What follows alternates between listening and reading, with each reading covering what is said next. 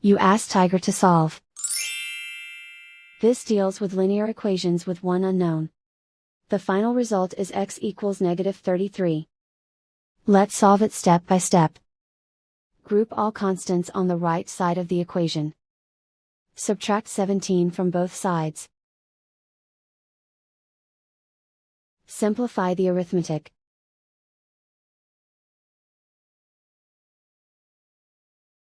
Isolate the x. Multiply both sides by 3. Group like terms. Multiply the coefficients. Simplify the fraction. Simplify the arithmetic. And so the final result is x equals -33.